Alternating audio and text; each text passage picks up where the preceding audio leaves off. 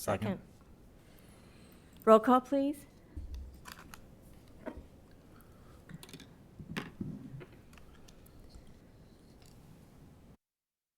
Ms. Bond? Yes. Mr. Tabaka? Yes.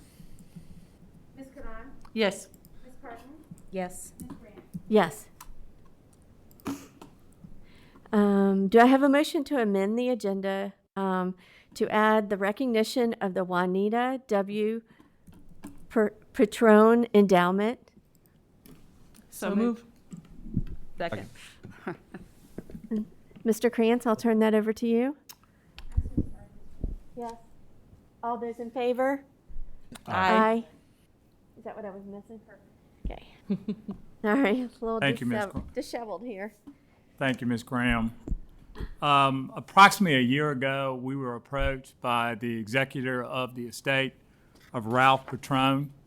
Mr. Patron wanted to create an endowment on behalf of his mother, who was a lifelong resident in the New River Valley, an extremely talented and lover of the game of golf, and wanted to set up an endowment that would give forever to the children of Montgomery County Public Schools a golf program. And so I'm here tonight, and there's 7 family members along with John Skelton, who's the executor of the trust, and I'll let him say a few brief remarks. But tonight he's given us a third check. The endowment is for $1 million. It will remain as a restricted account within the county government section, and the intent is to use a portion of the proceeds as well as the interest and the investment income from that endowment to continue to bring golf to all of the students of Montgomery County Public Schools. Danny, as his position with the athletic directors, will oversee the actual implementation of the program and will ensure the funds are there. So with that, John, you could. Thank you very much. I know people have been waiting a long time to be heard in this meeting, so we'll be short.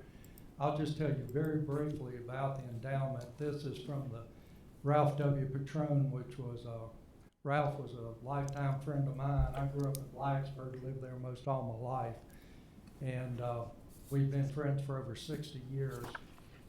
The whole family was avid golfers in the early 1960s. Ralph, at 13 years old, won the junior championship at Blacksburg Country Club, and his mother won the women's, and his father won the men's. But Ralph's mother passed away, and then a couple of months later, Ralph got pancreatic cancer and only lived 6 months longer. And during that time, he asked me to be an executor, and we talked with each other at length about what he wanted to do with the money. And first, he wanted his father, who some of you may know, he went by the name Pete Patron, to take care of him for the rest of his life, which we did. He lived 4 years longer and passed at the age of 99. So we developed this fund under Ralph's wishes. We have some members of the Wright family here that I'll ask Gail to introduce very briefly. But what the funds are, the purpose of the funds are, Juanita was an avid golfer. She played in the Virginia State Golf Association Women's Division Championship for 50 consecutive years, and she was given an award by the Virginia State Golf Association honoring her as a lifetime participant, a friend, and somebody who enjoyed the game of golf. And I think that's one thing I emphasize. This money is not for everybody that wants to be an excellent golfer. Juanita established many relationships and many friendships over her 50-some years in golf from all walks of life, and she realized that economically that not everybody could enjoy the game. And so that's what this money is going for. The endowment just means that the bulk of the funds will be invested by a financial advisor, so it will continue to grow and perpetuate itself. We have a stipulation in there, and we hope and encourage everybody to get the word out that we hope that other civic clubs, other organizations, other businesses, other individuals, anybody that really believes that this is good for the children. I think it's coming at a great time because of all the things they've had to deal with over the last couple of years. So that's in essence is why it was set up, how it was set up to help a lot of other people. I just talked to a friend of mine today and told him I was going to come over and make an announcement. He says, well, I got about 10 sets of golf clubs I'll give you that can be cut down for the kids and stuff like that. So anyway, that's the purpose of it. I hope the word will get out. I hope some press will get out. I hope you all will spread the word. And the fact that we have left it open-ended, that anybody can contribute to this fund. We also put a component in there that it's not teaching just the skills of the game. But with golf comes golf etiquette, comes sportsmanship, ethics. So we put those in as components too. So it's not just teaching how to play. So at this time, let me ask Gail Wright Stowers, who's a member of the Wright family, to come up and just introduce the rest of the family that's here, so at least kind of put a name with a face. If I can remember all my relatives' names.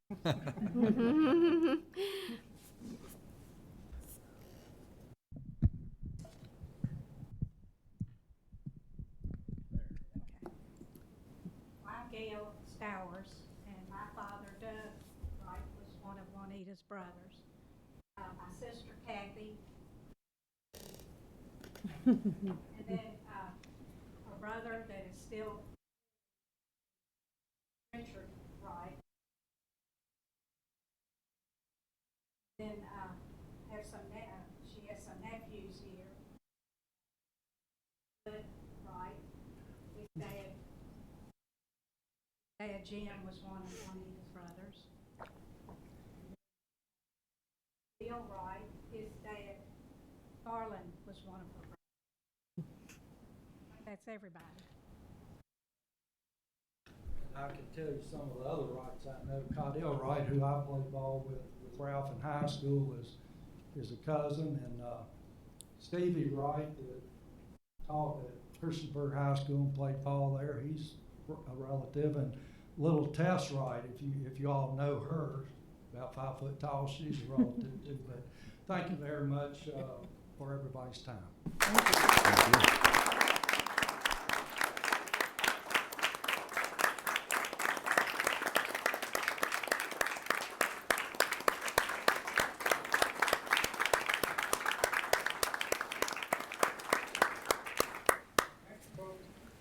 you. On behalf of the board, we would like to say thank you for your donation for our students. It will be well put to use. Thank you. Thank you. You.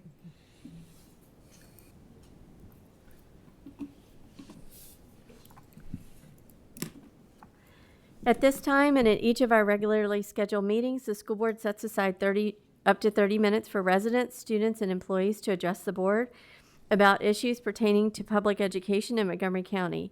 Each speaker is allotted 3 minutes to speak. Ms. Drake will have a timer on the screen. As a reminder, the board does not respond to speakers during public address. The first speaker we have on the list is Sean Gaynor.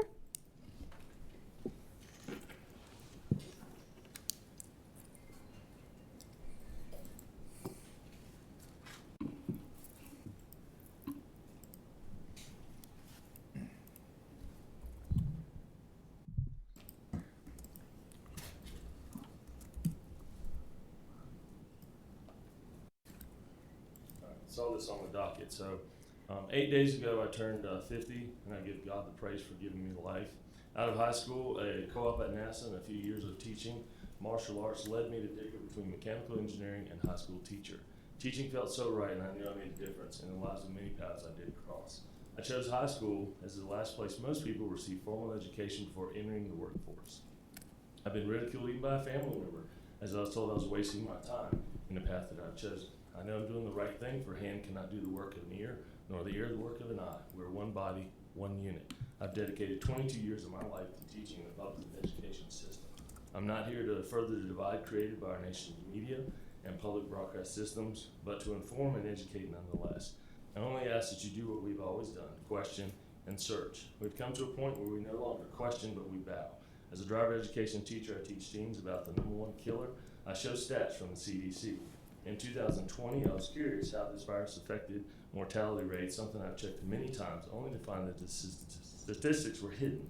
Months later, new numbers reappear, and I see that the flu has all but disappeared, and that our mortality rate for 2020 actually went down. Wow, an incredible feat, especially all the while our population continues to rise, and we are told so many are dying from the sickness. I see doctors and actors like J-Lo taking the vaccine, all the while encouraging us, the very definition of a red flag. Why? Why are you giving me ice cream and lottery tickets to get this one done? Why are the stories of the adverse reactions people are having being taken down off of social media sites? Just 2 days ago, a former student of mine posted that to not get the shot no matter what, being in good health for many years, and with a few weeks of getting the vaccine, he has fluid around his heart, and he is very sick. Most of our nation's teens are dying right now, victims of suicide, or as we are forcing them into isolation, telling them to stay away and not touch each other, and implanting in their heads that the thought that others are nasty and sick. We have chosen to dedicate our lives to growing the future of our town, our city, our America, yet we continue as a lamb led to the slaughter as more mandates are brought down upon us, and without question, we submit. We make our kids wear masks despite bacterial-induced respiratory problems like pneumonia. Now we're going to keep enforcing this and add on top of that a shot that everyone will take, a vaccine that it's in its 3rd stage of clinical trials. We've not seen that even the creator of the mRNA vaccine has said to not take it under any circumstances? Have we not seen that their federal employee whistleblower with the video evidence on how the vaccine bringing in people to hospitals and them dying? Have we not seen that the 2 top officials of the FDA have resigned from their jobs as a result of making a vaccine that we now offer to our younger children? It seems our conscience will not allow them to push this envelope any further. When the VAERS report showed that 70+% of the new cases were in vaccinated people, Israel and the U.S. took it down. Still yet, we have no question. No one is. Thank you, Mr. Gaynor. Your time is up. Thank you for your time. The next person is Carrie Edwards. Want to approach the mic if you could state your name and the location of your residence.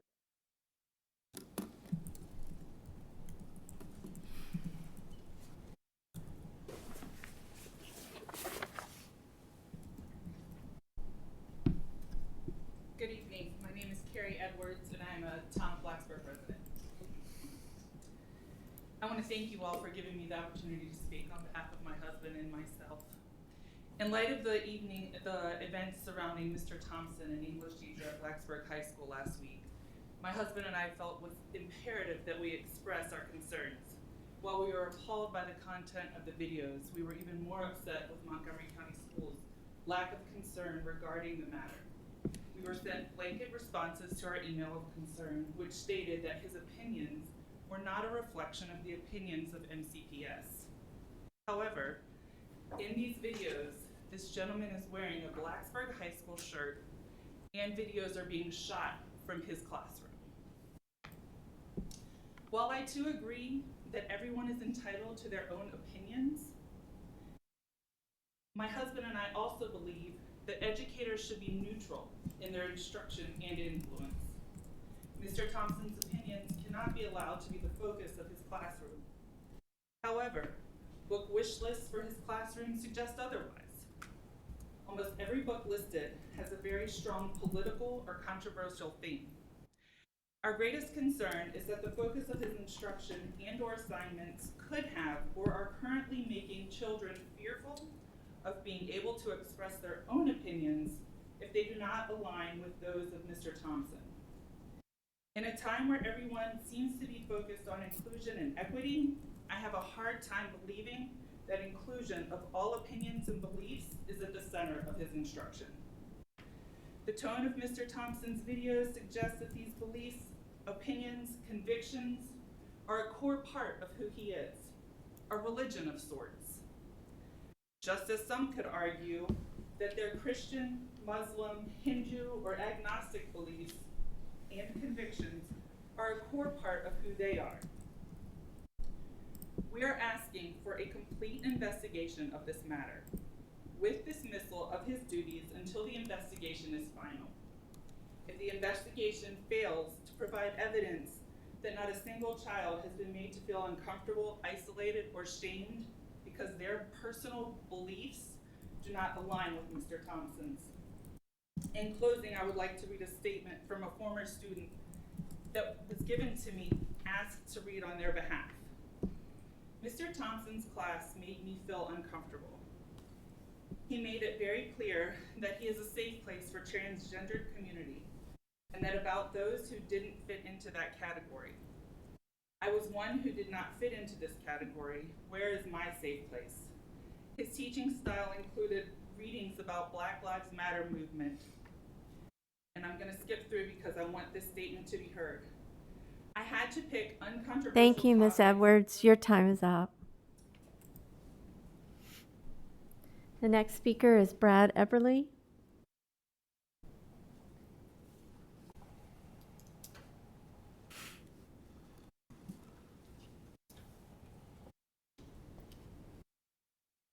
Good evening. My name's Brad Epperly. I'm from the Long Shop area of Montgomery County. Good evening, Dr. Meyer, Chairperson Graham, members of the school board. First, I want to say thank you to Dr. Meyer as well as Mr. Simpson from Blacksburg High School for responding to my concerns last week. I appreciate you taking the time to reach back out to me and talk with me. That means a lot. I've come here tonight because of the same concerns Ms. Edwards has. Is, you know, the incident that occurred at Blacksburg High School with the employee, publicly advocating for noncompliance of the rules in his classroom and has deliberately broken the code of conduct that you have within your school system. A teacher's responsibility is to maintain discipline in the classroom, to avoid ridicule and negative comparison of students, and to enforce the rules and regulations of the school and the students' responsibility listings. The social media standards of staff conduct, code 5-1.6, has also been compromised in what he's accomplished. According to this same policy, the school climate reads that Montgomery County Public Schools is committed to equity in creating and maintaining a positive school climate free of disruption and threat to persons or property supportive of individual rights. It's obviously been a disruption. It occurred and it's actually been provoked. The philosophy of the school states that Montgomery County School Board intends for the schools to promote good citizenship and to provide an atmosphere which is safe and conducive to learning. In the statement of inclusivity, it is stated that your vision is we inspire to learning by providing nurturing environment, positive relationships, high expectations, and continuous growth. Do you really think that this vision was accurately displayed this past week? The role of a teacher should be to help students learn by imparting knowledge of facts to them and by setting up a situation and atmosphere in which students can and will learn effectively. In order to provide this effective education for the students, it requires the teacher to teach the curriculum and to provide the facts, not personal points of view or opinions. The influence of a teacher is a great one. It can be very positive, it can also be very negative. Either way, that influence stays with these young minds for a long time. We all have personal values, we all have personal views and opinions, and we should respect that of others when they don't necessarily agree with what our own are. However, when they're used to advocate for noncompliance of rules that could cause an unsafe environment in our schools, cause disruption of learning, diminish the value of discipline and respect, that's when it needs to be addressed. There are many great teachers in Montgomery County. Many. My children have great mentors from many of these teachers, and I want to brag on them. They do the things the right way. However, the incident that occurred this past week puts a scarred image on Montgomery County Public Schools. It affects the great teachers that are here doing the right things. It appalls me that we are basically taking away discipline and learning in our classroom. Thank you, Mr. Epperly. Your time is up. The next speaker is Donald Upham. Did I say that correctly? Upham?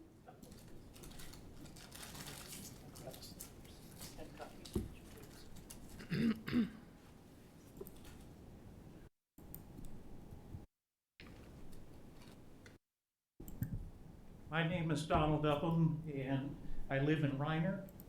I am a substitute for Montgomery County Schools. I come from a background in California of having graduated with BS in Industrial Arts and a Master's in Education, and also have 3 years of theological seminary training.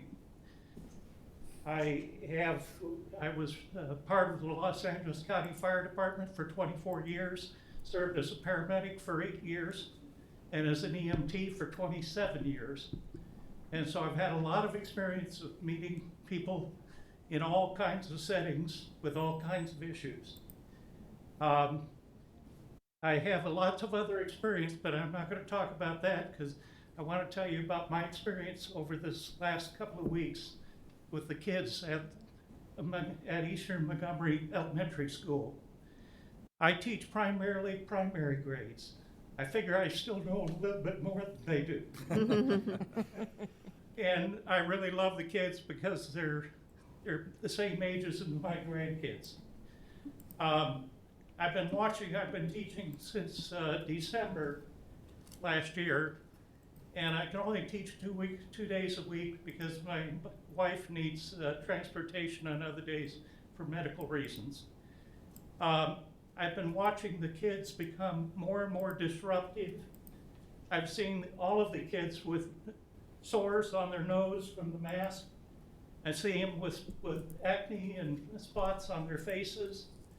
I see them falling asleep in class, falling asleep during tests because of the excess carbon dioxide that they're rebreathing in continually, let alone all of the bacteria on the masks and everything else. When statistics from the CDC say that there's a very, very less than 1% chance of kids having problems from COVID. And I would say that too because both my wife and I have had what was diagnosed as COVID by the test that doesn't really know whether it's COVID or a common cold. But I would like for you to examine how many kids get sick in an average year and how many kids are getting sick now. And it's not because of the masks. If it is because of the mask, it's because of the bacteria that they're taking in. I've given you reports on studies that have been done on masks and also issues having to do with informed consent. And I would also like to say that I emailed you all an article on the FDA's recent decision about the third booster shot and about the vaccine in general and adverse, and on the ivermectin. Thank you, Mr. Thank you, Mr. Upman. Your time is up. The next speaker is Michael Roop.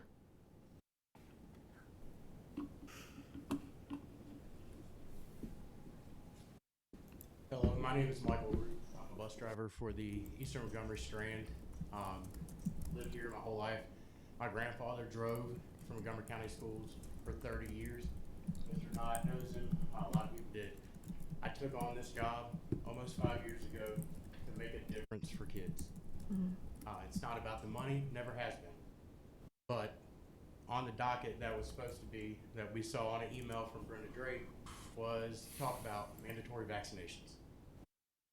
That is not something that I believe should be forced on employees.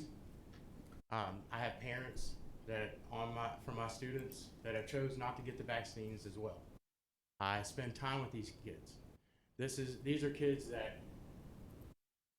if you can make an impact on one, it's worth it. You know, we've talked about the transgender. Maybe it's not my belief in that, but I accept it. I have 2 transgender students on my bus that have the utmost respect for me, and I have it for them. We talk about everything. But if you force a vaccine on somebody that the stats are showing are not working, the stats are very clear. Coach O back there, the gentleman that just spoke, the stats do not lie. If you force that, you're going to lose a lot of drivers. And we already know that the driver shortage in our county has been very tough. Very tough. We've added on a lot of things on us. A lot. But we are going to do it. But I'm not going against my convictions to get a shot in my arm that I don't believe in. That's something that's not going to be. So if you choose to make that, you're taking away from me the opportunity to make a difference on just one kid's life. One kid.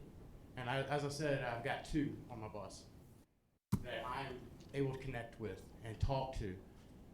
So please, I'm begging you, look at the stats. Don't force something that we know is not right. You can't tell me that I need a vaccine in my body, a shot to go in my body, when that is my body. We look at abortions. I know this is not the place, but abortions, that is the woman's right. And we've all come to that. Well, it is my right, to have a needle go in my arm that I don't believe with. Sorry.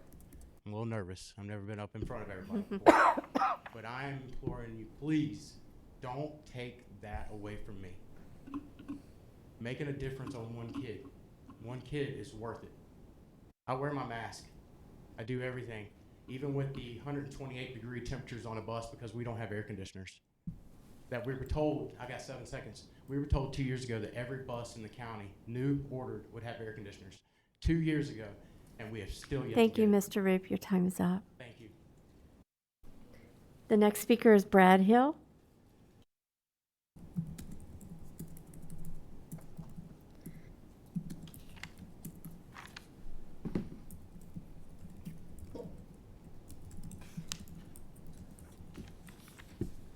Good evening again. My name is Brad Hill. I live in the Reiner community.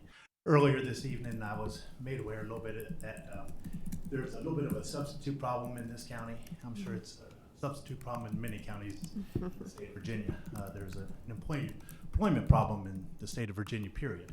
But being a substitute in this county, having been a teacher in this county for many years, having been an SOL tutor and a substitute for a total of over 25 years, I thought it would be appropriate for me to address some of the things that I see and some possible solutions for you all to maybe consider.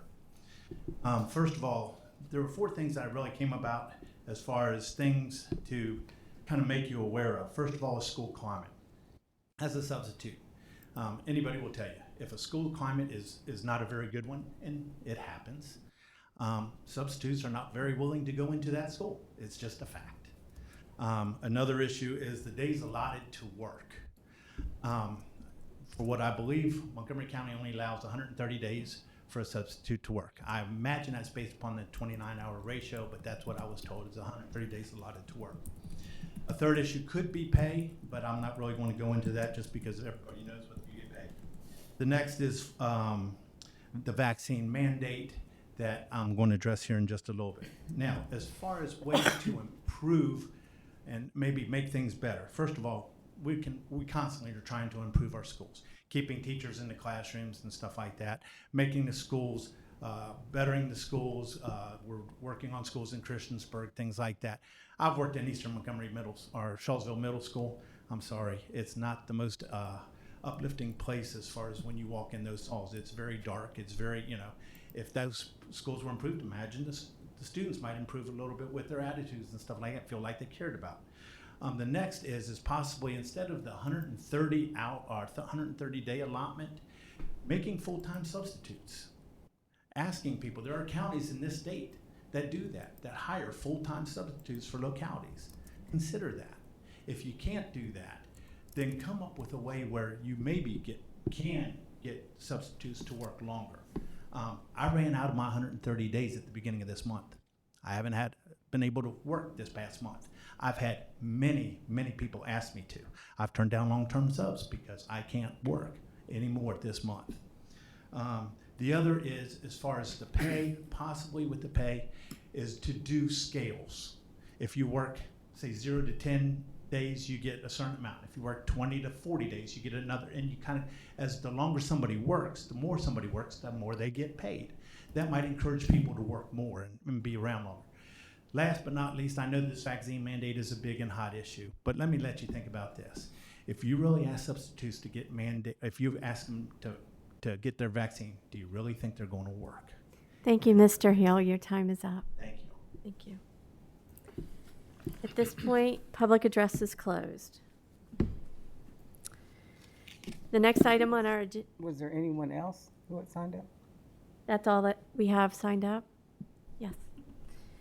The next item on our agenda is consent items. We have one out-of-state field trip and one grant proposal presented as consent items tonight. Does anyone wish to pull anything from the consent agenda?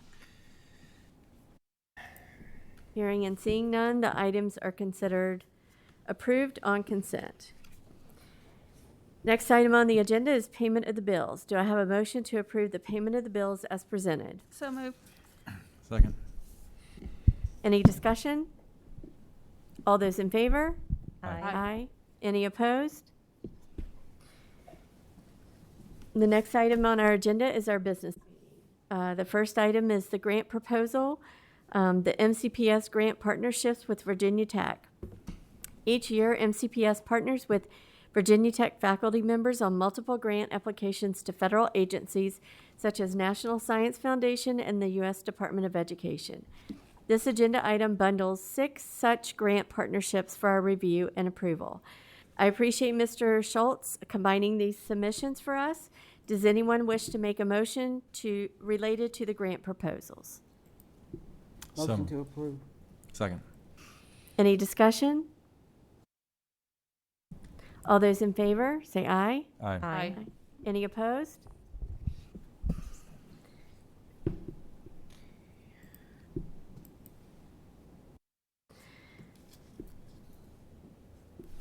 Let's see, where are we? Oh, that's me next. The Gifted Advisory update. So I wanted to provide you guys an update as to after much work by MCPS administration and legal counsel, I was asked for guidance on supporting the GAC monthly meetings. And as the school board chair has this responsibility via policy 1-3.2, I began attending the online meetings.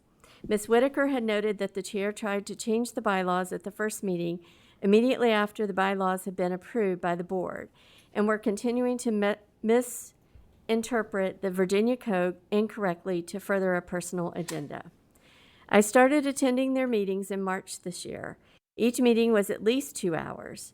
The time was mainly used to educate the chair on current practices and pedagogy for gifted students.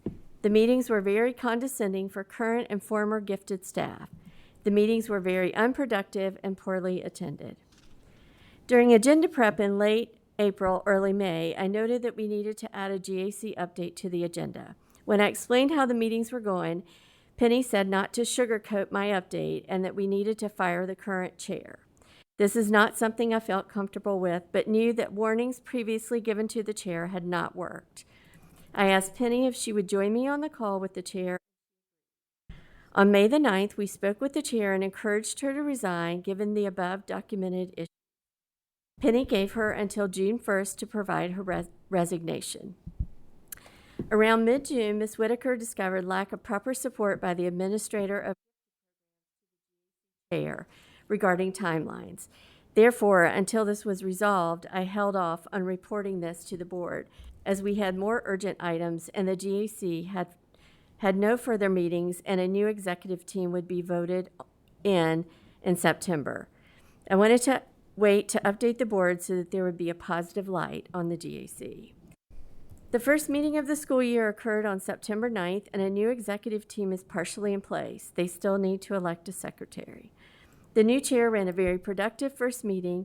The current vice chair was the previous chair, once again tried to change the bylaws as well as trying to change the scope of work that was being discussed to meet their own agenda. There was not a majority to either change the bylaws or alter the scope of work beyond what had been agreed upon by the majority. The current chair did a great job of getting agreement by the group, where the former chair tended to overpower the group to further their own agenda. Having listened to this first meeting of the year, I am confident in the current leadership and membership of the GAC.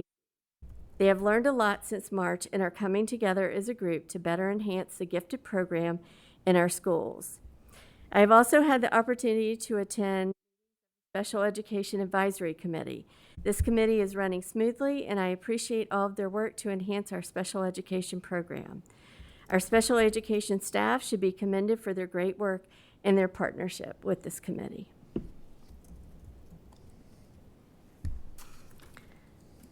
The next item on our... Can we have a discussion on that? That was a lot to I was take just in. I was giving you an update. Sure, you can ask questions. So you brought up you brought up the May 9th meeting, and I think around that time, I'd have to go back and watch the video again. You know, around that time, I think there were some things that were done that weren't right that I pointed out at one of our meetings. I guess I don't understand the purpose of what seems to be a personal takedown of the former chair of this committee, who happens to still be a member of the committee and somebody who I've had conversations with, and someone who, you know, there was a group of parents that I think one by one have resigned from this committee over the past 6 months since, or I guess not 6 months, over the past, I guess, 18 months, ever since we've kind of been reconfiguring, I guess, the GAC and getting everything right there. But, you know, I think, you know, these parents, we're asking people to serve on our committees, and I just, you know, these people, we all know how much work and sacrifice it takes to serve on the board and serve on this committee. And when we ask parents to come, you know, join and be a part of these other committees to advise us, there's a lot of parents that take it seriously, and they sacrifice. And just like any of us, when we started in our role, there's a lot of things you don't know. So of course not everything's going to necessarily be perfect. But I can't let that report stand. I mean, I think there's things that we've done wrong, that our staff has done wrong. You admitted in your own report that that there was a lack of proper support, and this is the first time that we've put the GAC under under this official umbrella of being a school board committee. So I kind of take offense at this, and I hope that it doesn't discourage other parents from getting involved. And I was at the last meeting, and I'll report on that more on my board reports. But I've got a real problem with the personal takedown of parents who we've asked to volunteer on these committees. Okay, so for my involvement, because it seemed to go round and round with this committee for months. And in our December meeting, I made it very clear that if things weren't going to get done, then we needed to remove folks and put folks in place who were going to do what we needed them to do. In the meeting where you and I met with the chair, I heard a lot of stuff that I hadn't heard before. And I made a public apology to that committee for my comments, because I believe that there were things that were going on. As Mark said, committees are supposed to do the work of advising the board. And if we're not going to listen to folks, then as Mark said, what's the point? We might not always take the advice or the recommendations, but that's what we ask people to be on committees for, not just to rubber stamp what we want things, how we want things to happen. So as far as saying, I said, we need to fire her or get rid of the chair, I made those comments, and then I apologized for them, because I believe there was more going on than what was just being reported. I'm glad to see that the committee is up and functioning and doing well, but I just want to make sure this story is straight. You know, I apologize for what my comments were, because I hadn't gotten the full story until I was hearing from both sides.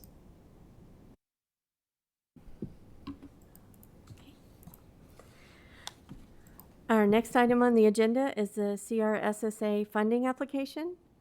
After discussion from our last meeting, the schools have had the chance to share how they would like to spend their CRSSA personal funds.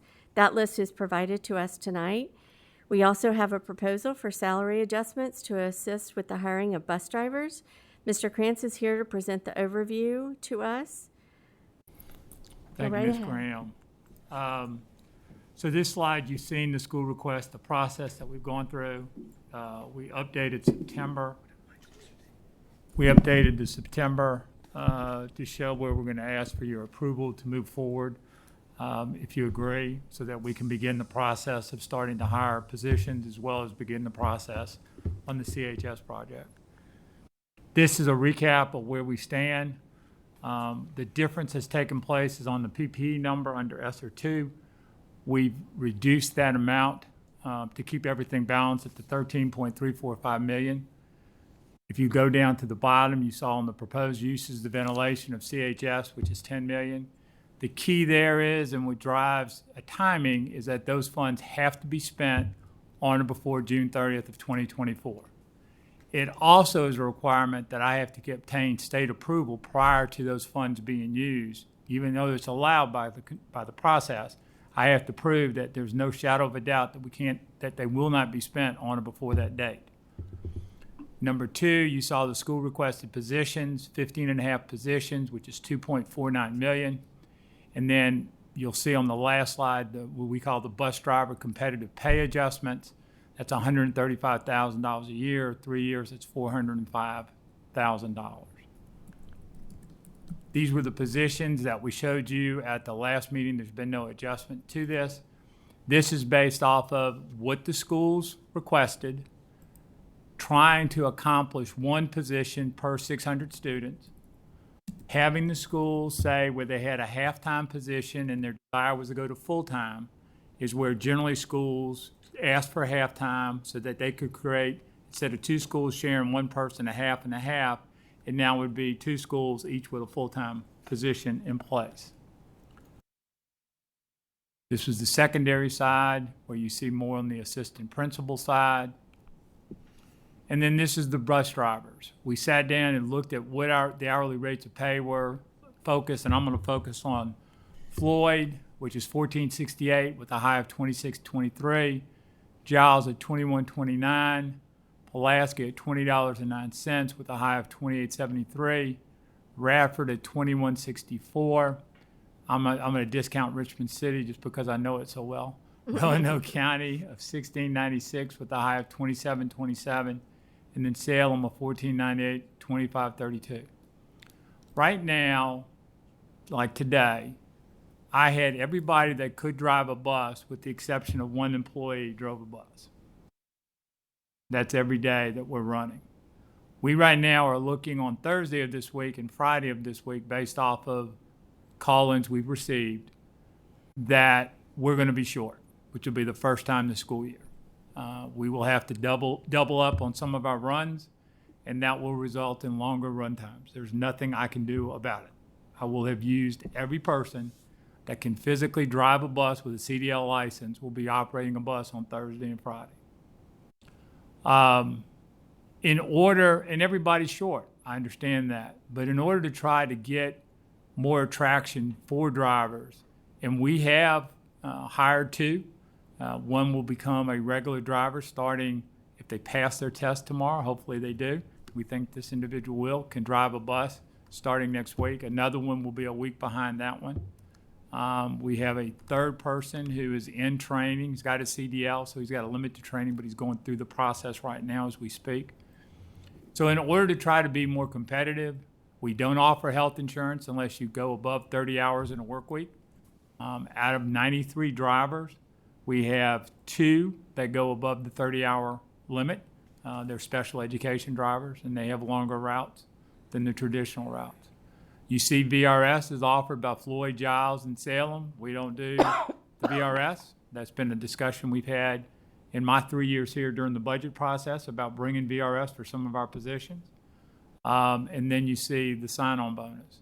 What we're proposing is to raise our starting pay from $17 an hour to $20 an hour, and then adjusting all of the pay grade that the custodians, that the bus drivers are in, with the lowest percentage increase being 2%. The lowest dollar amount would be 40 cents an hour. We believe that that'll put us in a competitive position to compete with the limited number of drivers out there and help us get the base that we can meet the challenges, which will be worse in the spring than we have in the fall. In the fall, middle school sports are limited. In the spring, we have middle school sports and high school sports. And so the challenges on my drivers will increase dramatically when springtime comes. And this will become more of a challenge for us to ensure that we can bring the students to school on time and bring them home on time. And I ask that you consider this request. Bonus. Oh, I'm sorry. Thank you very much. I can't believe I forgot the most important piece. So we do recommend too a sign-on bonus. You have to, in order to drive a bus, go through CDL training. And the pass rate on the general knowledge is not, it's a difficult exam. It's not just school buses. You got to know all commercial vehicles that are out there. And it's a very strenuous exam. We're asking to do a $1,000 sign-on bonus if you don't have a CDL and you do pass the exam and you do drive a bus for us for 90 days. So you've got to have some skin in the game. There'd be a $1,000 sign-on bonus. If you come in with a CDL but it's not a school bus endorsement, it would be $1,500 because we'll have less training involved. And then if you have a school bus endorsement, you would get a $2,000 sign-on bonus. The intent is trying to get that initial payment, get people excited to get them into our system, and we believe by having them in our system, as well as the 90-day requirement that you got to work before you get it, we have a good chance to keep the people we recruit. Why did you choose 90 days? Most places at least kind of do 6 months because we haven't. 90 days for us is basically half a school year. Mm-hmm. Okay. 90 days of driving for us, 180-day school year, so 90 days is half a school year. Okay. So you're going to have your real skin in the game at that point in time. So you mentioned percentages just a minute ago. You lost me there. So the smallest percentage, and I did this while I was traveling last week working with the team here, the smallest percentage was 2%, but on a dollar amount, it was 40 cents an hour. To raise everybody up to. Yes, ma'am. So everybody got an adjustment that, like we've done with the teachers, you kind of compressed it. Kind of the same thing occurred here because the dollars wouldn't be available for everybody. But we get the top, the bottom of the starting pay, let's call it that. Mm-hmm. We get that to the $20, and then we raised everybody else, but not as much as we did, going from 17 to 20. So the range is about, I think we're starting right now at $16.78. The start will go to 20.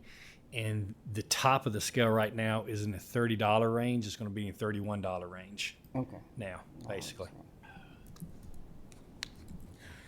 Well, I'm just going to say each meeting that I can, I try to speak out for bus drivers because it's hot, it's hard. They deal with parents, they deal with kids. They can't work another job, and kudos to them. So I'm all for it because they deserve it, and they work hard, and I struggled taking my granddaughter's friends along, just a couple people in the children in the car that I'm responsible for. I can't imagine a whole bus that I know. I've got to drive all over town and all over the county and deal with crazy drivers and crazy people and get those kids safely where they're going, and then get home and they're 10 minutes late and the parents on there fussing at them.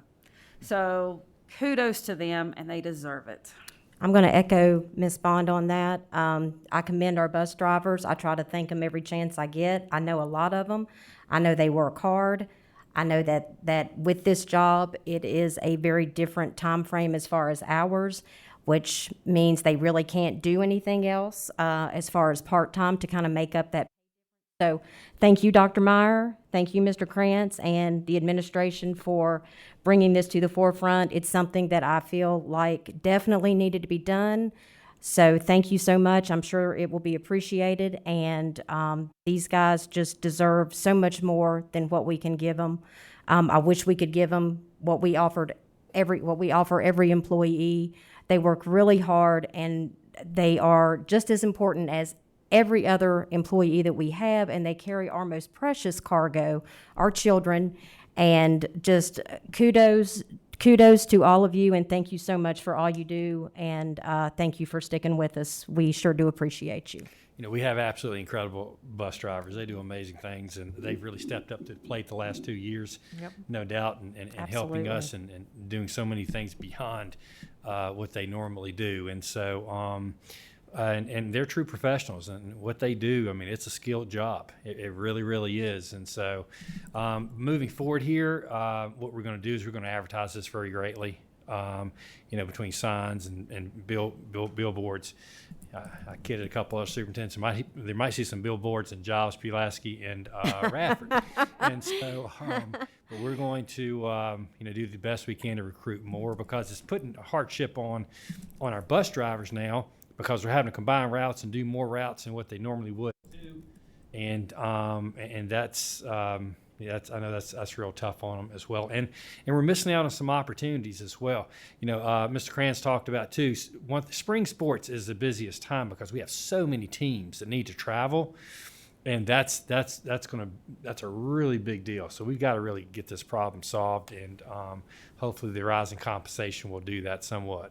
So. Question two, the gentleman that spoke talked about air conditioning. That's something I spoke about last meeting, about a concern. I know we can't fix everything. I know we don't always have the money to put in and do, but how can we address that? Because that is a concern for me as well. I'm sorry that was heard out there, but we've never talked. We talked about putting air conditioners in all of our sped buses. Any sped buses we buy right now, we put air conditioning in Every those buses. sped bus right now has air conditioning. Right. And I asked this past week how much it would cost, and Right. I think the retrofit, they're between $12,000 and $15,000. That's correct. For each bus. Yes, Is that sir. right? Yes, sir. To actually add air condition.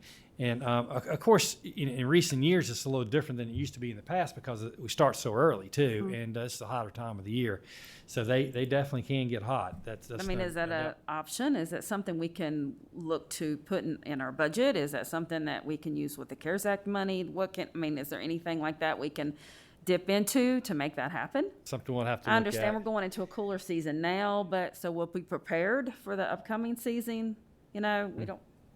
I mean, Still going to be hot next year. What is the difference in cost of a bus if we buy one new with air conditioning versus without? additional $15,000. Oh, it is, super regardless, whether we're retrofitting or. Retrofit the fleet is $1.6 million.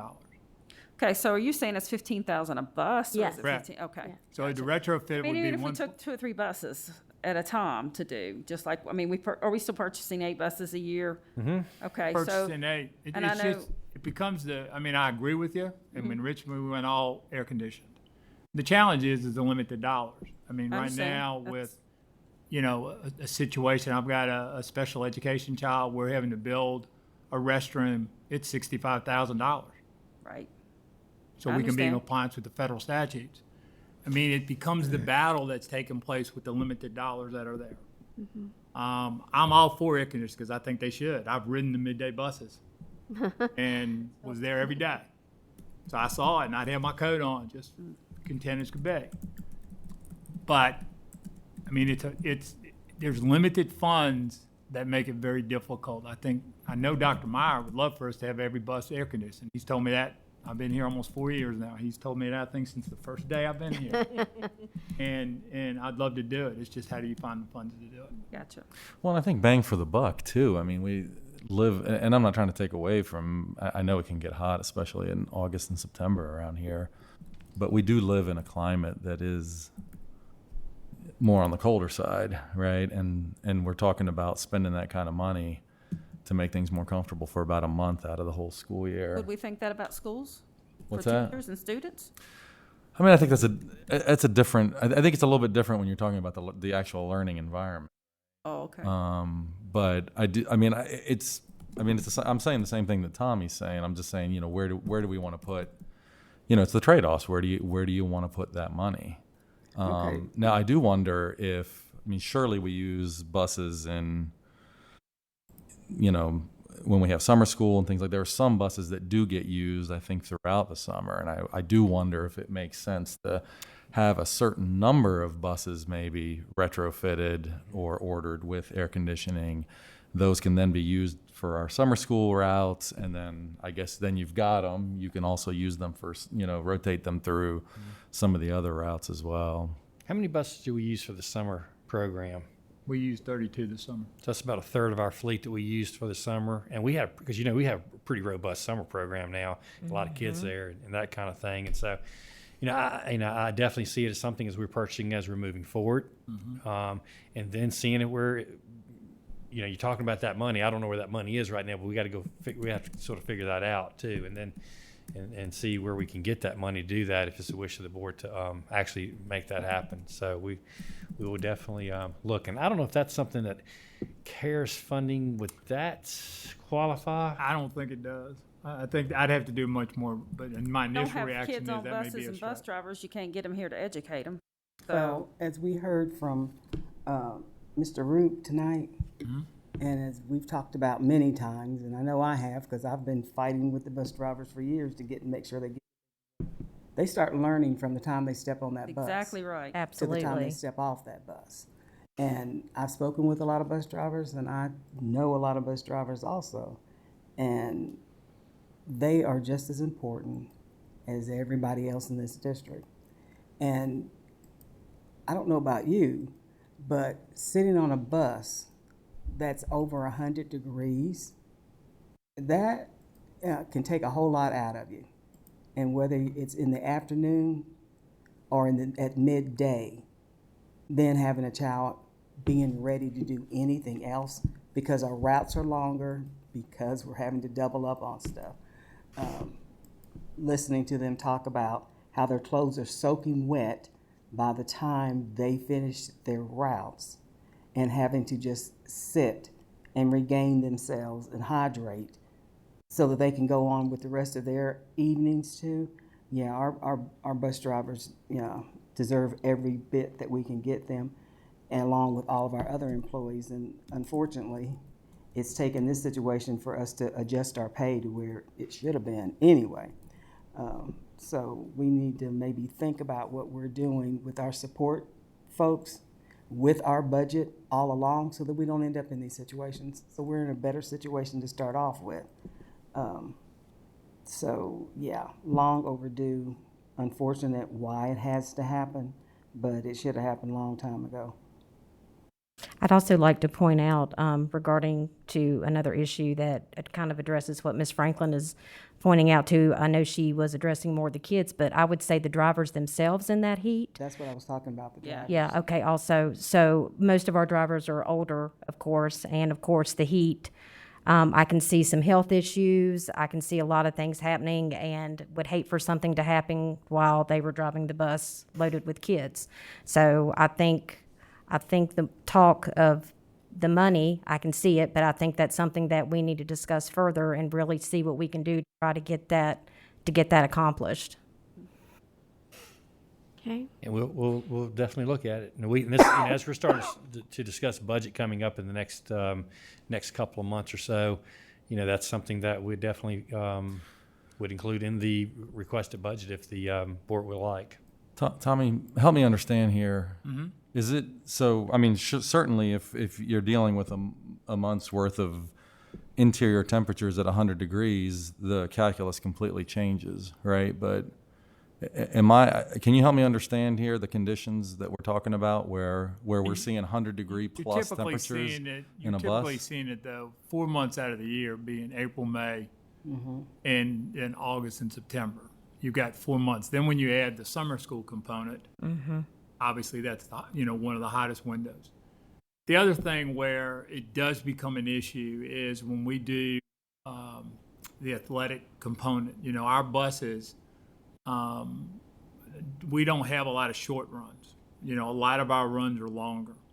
And because of that, our typical load, like in an elementary school, we're putting 50 to 55 students on a bus. Some of our buses, I'm running 70 to 72 students with a capacity limit of 77. Secondary students, I'm running about 35 to 40 students on average on a bus. No, I guess I'm talking about temperatures. But your temperatures, you got 4 months plus your summer, and then the evening activities that we do during those months. So it's not just But with I don't know what an average high is, between August and September here. I'm not talking about the summer, because for summer I'm in agreement on. I think that would be the first place we would probably invest any money we found to do something like that. But with the windows down on a bus, You get some relaxation, but the issue you have. Are we with- seeing a which 20 growing degree up in New differential? Orleans with 100% humidity most days, when you've got it hot outside, all that air you're blowing in is hot. It works for the virus because you're moving. You're moving the virus Sure. out of the bus. But as far as cooling you off, hot air is not going to cool you off. I mean, it'll help dry out your sweat, but it's still not going to make you comfortable. No, I realize all that, but I know. I rode a bus as a kid. It wasn't air conditioned. I had a very long route, actually. Yeah, but you didn't have to wear a mask with it too. That makes a Granted, difference. I agree. I Back then. yeah, I understand that the masks add a whole nother layer, but I'll just I say think it does get by the uncomfortable. time, Buses get uncomfortable when it's hot. Because some of our buses are equipped with thermostats, so it's there on the bus. The drivers are reading 120 degrees and more on the buses. It's a big metal box yeah. with the sun beating on it. Okay. Okay. Does anyone wish to make a motion regarding the proposed positions and Motion salary approved. adjustments? Okay. Second.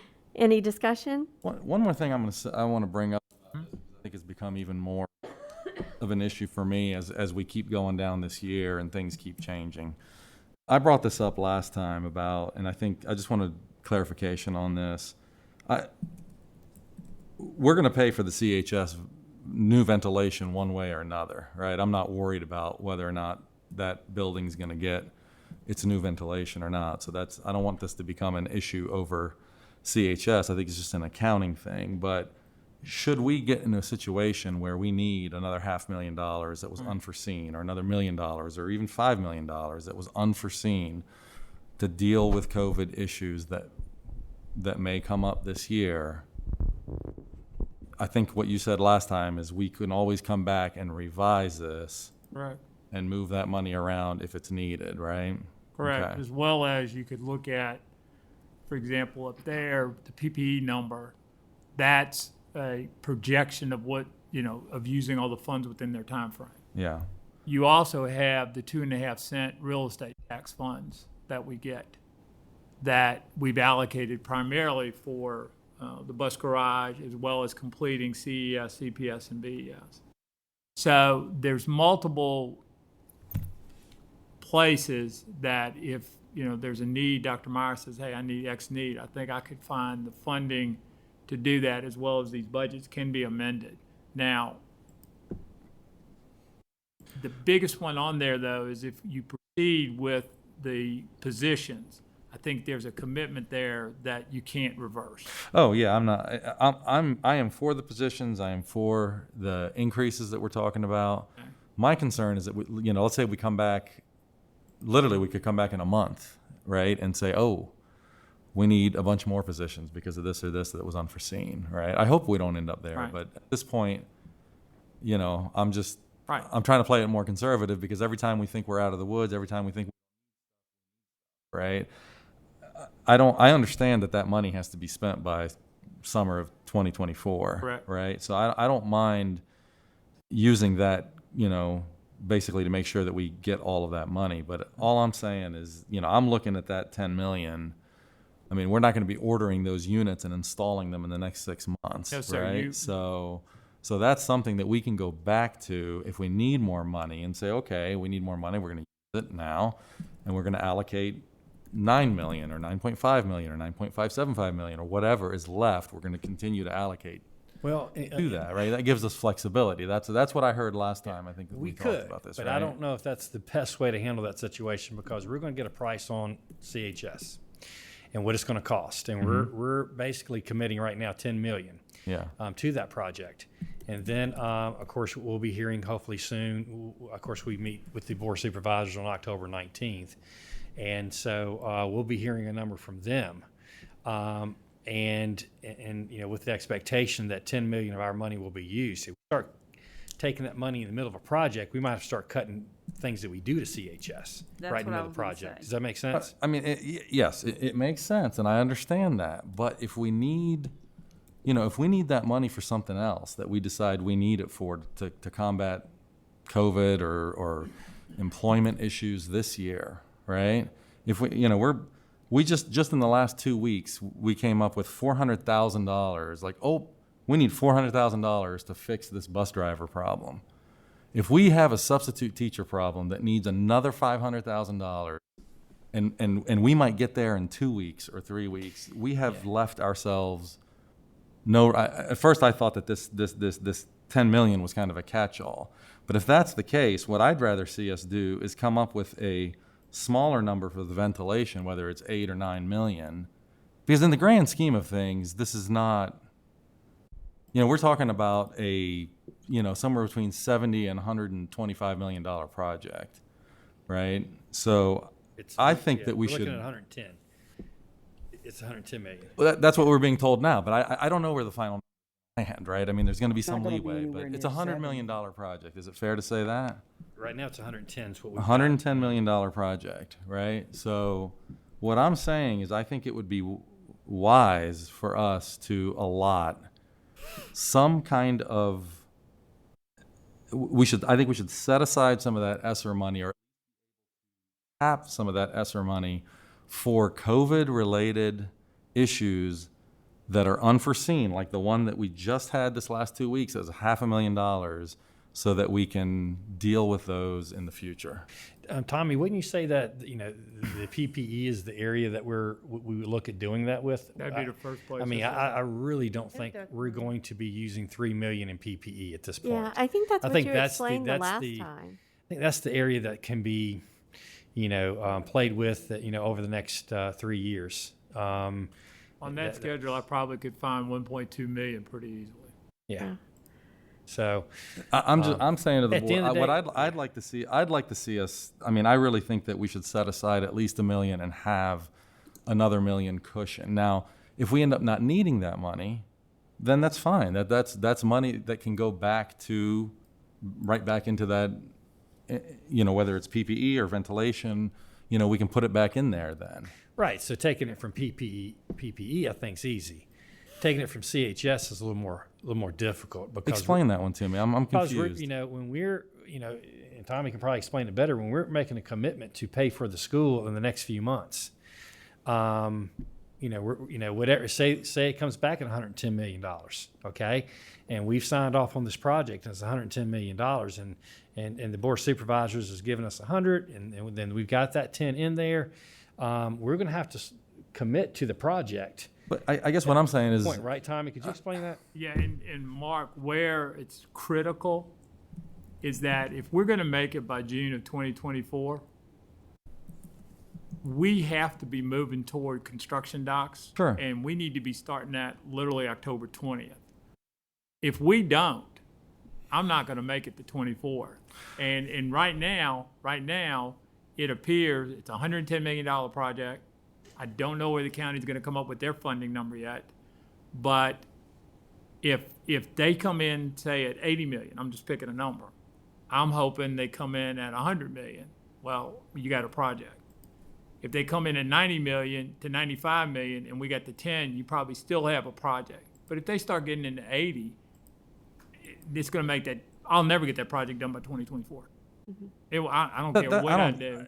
I mean, I hear you, but I don't think that's the point I'm making. The point I'm making is, what you're talking about, it's a $110 million project, right? We need $110 million. We've got room in this ESSER budget where we're able to chip away a certain amount of that. We've chosen to chip away 10, where you've chosen to chip away 10 million of it. What I'm saying is, why don't we chip away 8 million of it, ask the Board of Supervisors for 102 million? Because we've still got $2 million, I think. I'd like to see us with at least 2 million of wiggle room on COVID-related stuff. I mean, just like that, in 2 weeks, $500,000. I mean, what if we find ourselves in a position in a couple of weeks with substitute teachers where we got to do something similar? Well, we got or aides. We really need to do the VR. Whether it's healthcare or full time or things like that. I mean, any one of those things can easily just be $500,000. If we have people quitting, if we decide we want to do a bonus like we did last year, which is something that we even talked about doing another round of it. So I don't think that this is. I don't know. I think you guys are kind of painting this as well, we're taking money away from CHS. We're not taking money away from CHS. That's a separate thing. We're talking about basically how to pay for how to pay for things, right? And what I'm saying is that we have needs here that if we're not careful about how we plan, we're not going to be able to pay for. We're going to limit the options that we have available to us. But by the same token, the other side of that argument is that if I don't see the Board of Supervisors coming in at 110 million, I just don't do it. And that's based off of my conversations with their administration. So that if we get into a contest on October 20th of what's the dollar amounts, if it goes on too long, I won't make the 24th, which means I won't be able to get the state's approval to use whatever the dollar amount's going to be. It's irrelevant. And if I'm not careful, the $1.954 million that's new from the governor, I've got to match dollar for dollar. I don't get those funds. We don't get those funds. So I hear what you're saying in my response, and I think you're right. Don't get me wrong. I'm as conservative as anybody can be. But I think if you look at what we've got on that schedule, I think there's lines items I can go there if there was a need, and I could reallocate and fund your need. Now, if you came up and said it's $20 million, no, I'll struggle. But if you tell me, Tommy, I need another $1 million to $2 million, I think I could find it, either on that schedule right there, which I think I could, or within our existing budget. You look at what we do every year in. You look at what I've got sitting in what we have in our 2.5 cent capital account. We've got funding sources available to us. I would ask that we leave the ventilation at CHS right now. I've got a target. I can't guarantee I'm going to get that done by 2024. It's tight. It's tight. Supply chain's changing every day. You know, it's CES and You have to have it installed, or you just have to buy the equipment? have to have it actually spent and installed. I mean, on CES and CPS, we were supposed to have generators 8 weeks ago. We just learned I won't see those generators until February of 2022 at the earliest. And so I would ask and highly recommend that we leave the CHS alone, but Mr. Chewbacca, I believe whatever you throw at me, I could find the dollars. I really do. And I think you're right. And I always keep cushions with inside budgets. Okay. All right. Unless we were sitting on June 20th and I had June 30th year end. Short of that, I'm going to be very, very conservative. And I do that to make sure, Dr. Meyer, you as a board have the funds necessary to do what you're asking. And I can tell you we'll do that again this year. Well, So and if you I want to start, say something about the bonuses in that second round. Well, that second round was supposed to be to finish out that 2,000 that was mentioned to start off with, that the board said, no, we need to wait, see where we're at, right? And then it didn't happen. I didn't agree with that at all. So, to throw that back out there once the board said, no, let's wait, and then say, well, we talked about it. Yeah, you talked about it, and then it just went away. Is it right that we try to dip in? And folks will say, yeah, because I've heard it and read it. More concerned about building Christiansburg High School. Well, I'm tell you, I am very concerned about Christiansburg High School. that's right. It has been on the waiting list for years. Building after building after building. Economic collapse, all kinds of things have come in front of Christiansburg. And now Christiansburg needs to get what we deserve. And I don't think there's an argument about that. I'm sorry, what did you say? I said I don't think there's an argument about Well, yeah, that when you're happening. talking about we need to wait and take some of this away from, what's going to happen at Christiansburg and wait to see what happens. Yeah, we're going to have lots of needs. And as Tommy said, we're going to figure it out. It's not going to always make everybody happy, but, unfortunately, that's the way of the world, because I'm not made happy all the time. I wish I were. But we're going to get through this. And this COVID thing, across the whole world, it is changing day by day, week by week. And we're sitting here doing the exact same things that folks are doing all across the country. Try to keep schools open, because that's what folks said we have to do. And I believe, yes, we went through a whole year, and I was like, yep, that was the right thing to do. I didn't even believe we needed to open up at the end of it the way we did. But now we have got to keep kids in school, because trying to reverse things and take things back out, it's not just like flipping a switch or 3 or 4 switches. It will be horrendous for everyone involved. Parents, teachers, administrators, bus drivers, everybody, to try to flip things back around. So trying to keep the buildings open, we're gonna figure it out. We will. And however it happens, I know Mr. Meadows told us that he had a CDL, right, license, and he could drive a school bus. He did say Meet him that. on Friday, call him. He did say that. Let him know. I it's witnessed it. all hands on deck. Okay, does anyone else have any other I'm not discussion? finished. Oh, I'm sorry. But taking something away from Christiansburg again, because my fear was, oh Lord, here we go again. Christiansburg is going to get pushed back and pushed back. Well, that building is close to 50 years old, and this community has grown unbelievably. And hearing it from students talk about going into the other high schools and going, just the fact they have windows, not to mention everything gyms. else, is heartbreaking. And I'm tired of listening to it. I think I have to respond to that. To me, that's a red herring argument. No one is arguing. This stuff comes up. We're talking about how to allocate money and how to pay for things, right? And I don't think, if we allocated, if we needed, let's say we're going to need $2 million unforeseen expenses. Okay. If we allocate $2 million here and do $8 million for ventilation, and then by the end of the year, or 6 months from now, or 3 months from now, or whatever, we decide, oh, you know what, we've got an extra. You said you could find $2 million. We got $2 million out of PPE and out of something else. That $2 million goes right back into ventilation. We're right back to square one, are we not? But what if I found the $2 million right now, and I'd left the ventilation alone? I don't see how you can commit to the ventilation if you don't have the full amount. Well, that's why I'm saying leave the ventilation alone. Well, and something could come down the road that you can't put it back. Then you're going to have to chip away from something else. No, wait a minute. This whole board needs to be committed that Christiansburg High School the funding doesn't get touched. And that is most all.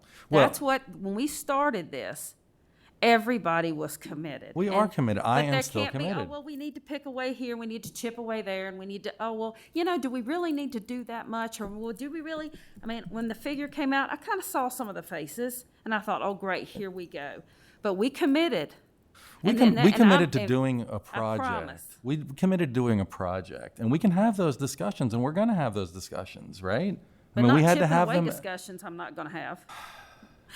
I mean, it is not about chipping away. It's about how to pay for the things that you need to, allocated from the right funding. Okay, we'll find when another when it comes to capital funding, we have what's our, is it 2.5 cents, 2 cents? 2.5 cents. It's 2.2 million. Right? So that's another area where that money can come from. But if you need, to bump up pay or pay bonuses to aides or to substitutes because of our current COVID situation, that money needs to come from this ESSER stuff. That's what I'm talking about.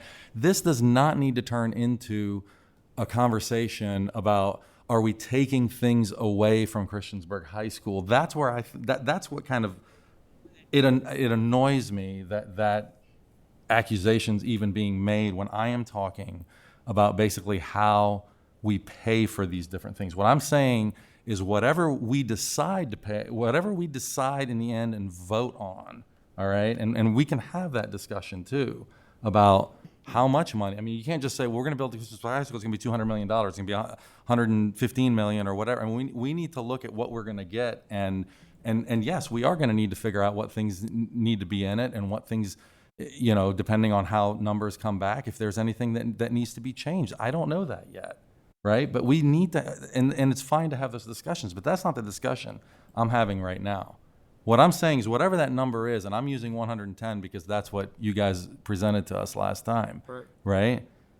That 110 is going to come The question is, where are going to be the funding requests and what other needs are we going to have? That's the issue that I'm talking about. But But- that's, to me, that's what annoys me, is you keep saying the 110 is going to come, but what I'm saying and what they're saying is that may not get to that point. So this 10 million being set aside is your savings account for this, okay? So that way you're only borrowing this. Just like when you buy yourself a new car and your down payment, well, if you chip away from that to put carpet in your house and to this, then you don't have your down payment for your car. Okay, the same thing with this. I understand If you that, Jenny. okay, but still, every time somebody brings something up to chip away or to use and put back, that sometimes it's not going to get put back, that annoys me because I don't think that's fair. We didn't chip away, we didn't take away from any of the other schools. So leave it alone. Find the money somewhere else. Don't even talk about chipping away that money or using it and paying it back, because sometimes what's going to happen if you can't find that money? Then it's gone. Then we don't get the money from the Board of Supervisors. We only get 98 million. And that's a different problem, right? That is a completely different problem But than it's what not I'm a talking problem about. that would have to be tended to if you leave it alone. That's true, except that what I am talking about, I'm not just taking money away for the fun of it. I'm talking You're about. saying just borrowing it and No, putting it back. it's not a borrowing thing, because I think what's happening here, I mean, let's talk about this. This is what we're really doing is we're borrowing $10 million from our COVID funds to help pay for Christiansburg High School, which is a creative Christiansburg thing. High School has to have the proper ventilation, just Absolutely. like all of our other new buildings. Yes, absolutely. That's what we're investing this Yes, money We're not borrowing. for We're the allocating. purposes of this financial discussion, right? That's all what I'm saying. But to get back to your point, though, Jamie, my concern, here's what my concern is, that we were going to find ourselves in a position where we can't run the schools properly this year. Okay? And that's what I'm concerned. I would hope everybody would be concerned about that. Now, I hear Tommy saying that if it's $2 million, I can come up with the money. I think that is enough for me to, and I trust Tommy, I think it's enough for me to move forward on that. But it is something that I'm still nonetheless concerned about, and I hate having to dig around, being Right. put in a position down the road where I might have to dig around for that. And if it's more than $2 million, then we really have to get creative and find those funds elsewhere. But that's fine. I think I'll take what you Gotcha. said at Yes, sir. face value. and We've been move digging on. around for funds as long as I've been on this board. I'm sure. Okay, so that's the way it works with public education. I don't know very many districts across this country who don't go through the same situations, digging and scraping, trying to find the funds, because the state and the feds don't fund public education the way they should. Absolutely. Sure. And Yeah. part of that is capital projects. Yeah. And that's why we have buildings who are 50, 60 years old that need to be replaced. And because years ago, for over 25 years, there was no new construction in this district. So trying to play catch up over the years, Yeah. now it's Christiansburg's turn to catch up. Okay. I think we're ready for a roll call. Ms. Bond, Yes. Mr. Chewbacca, Yes. Ms. Franklin, Yes. Ms. Karan, Yes. Ms. Parton, Yes. Ms. Graham, Yes. motion carries. Thank you. If the board is okay with it, I'd like to take about a 10-minute break before we head into the next parts of our agenda.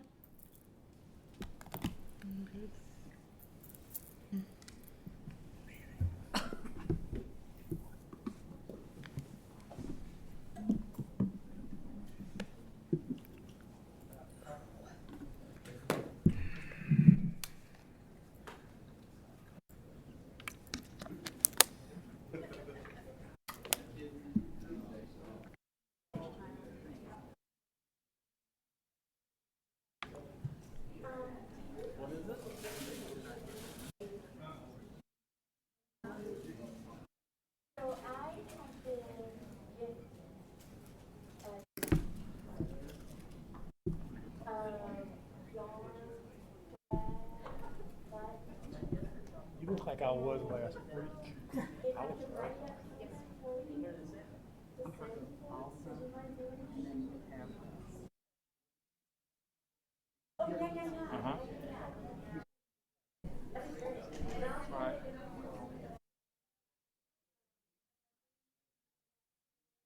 Right. Uh-oh. Everything is. Order after order. Uh-oh. And those things were anywhere 65 pounds, 15 pounds. So you're lifting and banding. And at our age, it doesn't come to stay like we used to. I understand. I understand what you're saying. Hey, did you see my, Yeah, I did. I said to you. I need an air brake endorsement. I know where I go. First off, I cut the PPs by half a bit. Yeah. Okay. Number two, then what I do is I'm the car into 2 minutes. Yeah. So we go to 7 minutes. That explains why Jack would always And so I just changed it to max. Increase the size that oh, I don't mess that up. We can only do the best that we can do. Yeah, it was great. Everybody can hear it, They but can? really well. It's cheap. Hey, it's free. Can't get any cheaper than that, can you? Unless I paid you to do it.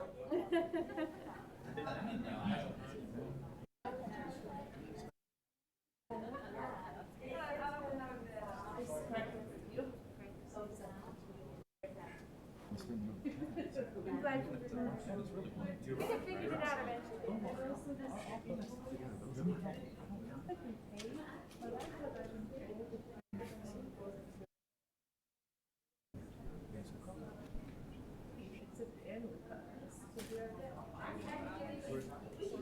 It's probably just not. We can double check. And you do mention it every time, but I just want to make sure you're. It's my fault. You know what It's I'm my saying? It's fault. me being the only one doing this that makes it sound like. I mean, I don't hear this. Yeah. It's okay. And that's how we have to pay. I know. We need to go sit down. But I think the other ones, they are really, it's the same. Just this what they Things I'm said. thinking. Absolutely. I just came back from Charlottesville today, actually. Work related? Yeah, yeah. Work's been crazy with travel. What? Has it been a good travel? Yeah, I Good, mean, no, it's good fine. busy? Whatever, it's just work. You know, sometimes I have to go up to the lab and get my hands on it. But I think I'm good for a few weeks now. So Okay. yeah, maybe we'll come in and have a little chat. That might be good. Okay, that would be good. All right, I'm gonna walk around a little bit. All right.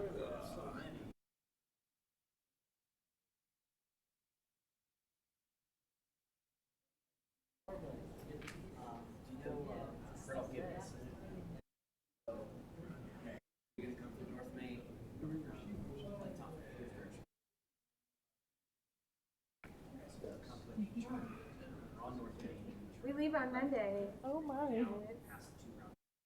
Traveling with young kids. You guys had a plan. It does, and well, Lily has cochlear implants, so that's a whole other level, right? It's like she's gonna settle for metal detector, and obviously we've been working on that and getting all the right things we need for her, and yeah, and you know we moved it because Herbert broke her arm. We got pins and surgery. That's all done. I can go find you All the details. and then it just was trying to check the flight stuff. It's like your password's wrong. I'm like, no, it's not. Well, they changed the password guidelines. Heaven forbid, right? It's okay. It is crazy. I mean, all I can say was traveling is actually not as fun as it used to be.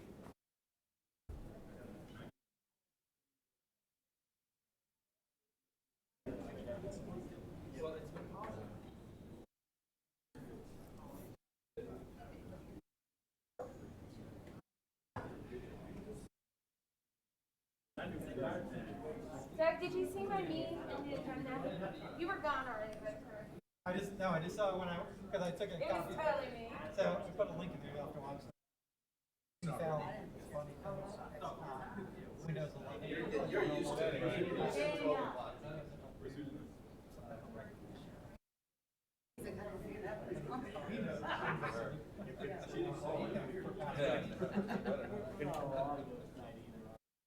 Give me some feedback. How did our one meet tonight? Hey. How are you doing? Doing all right. I see all your good figs. Lynn's wife posted on Aaron's thing saying like, "Oh, are they giving out to other people?" I was like, "Oh," and I texted Lynn. I was tonight. I was thinking of some, and I even thought I should grab some anyway. And then I had to take my dog. Already late. Yeah, well, that's okay. I'm just like, when I saw Aaron put it, I was like, oh, drooling. Come by. Come by. I have tons. Come by. I bet. Yeah, of course. Yeah. Seriously. I will be tiptoeing. Yeah. I will not climb the tree. Well, no. I mean, it's kind of just a big bush right now. So yeah, that's good. I don't think I ever, well, I shouldn't say ever, but in the last, God knows how many years, ever had a fresh fig, you know. I mean, I ate the dry figs, but not fresh figs. And sometimes Trader Has it? Yeah. Gotta find a place for now. No, this like the picture looked like how I remember. It was like this week. They're going gangbusters this week. Okay. It's well. gonna drop off Okay. at some point. So this is the time to stop by. I'll do that. Come get a few. Sure. All right. How you doing, Mark? Good. You guys.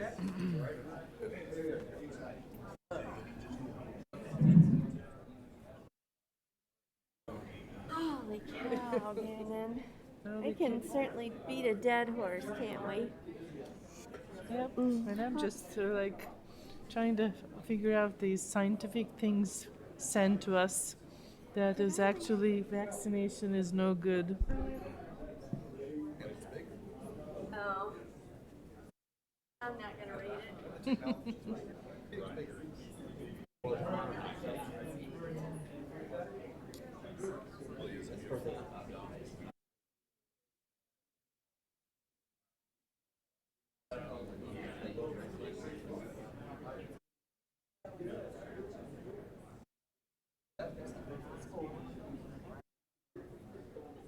In like the 80s when I was.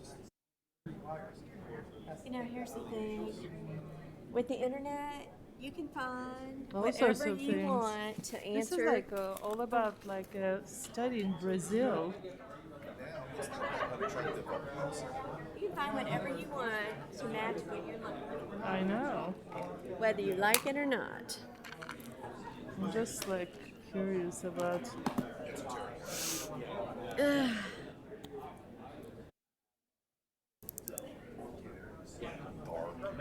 So Sue wasn't going to attend today? No. Well, she asked for those things on the agenda. Okay, they're not on there. I mean, yeah. By default, they're not on there because Yeah. we don't need them to be. I brought a banana. Good thing. You're going to need that. I don't know where Brenda went, but I I still do need feel to ask terrible about about her that. going. I don't want to wear masks. PMC, what is PMC? What are you doing? I asked for I got a banana. You know what? On this, There is a cookie. if you're going to eat. How's your daughter doing at Tech? Good. Good. Brenda, Is this her second senior year. Senior year. She's been there. Oh, this is her first year at Tech. Oh, okay, that's She's what I been. thought. I thought She's she went 2 years to the ACE program for New River. Then she was at home a year, junior at Tech, but she couldn't go on campus. because Because COVID. This is her first year she's been on campus. I said, you're a senior at Tech and you've never been on campus before, other than a game. Like 2 or 3 times now. Did you get the Now game? Mm-hmm. We always go, but she likes it. She actually has Joey Showalter this year. Joey Showalter, and she loves his class. She thinks it's. Can we have everybody return to their seats, please?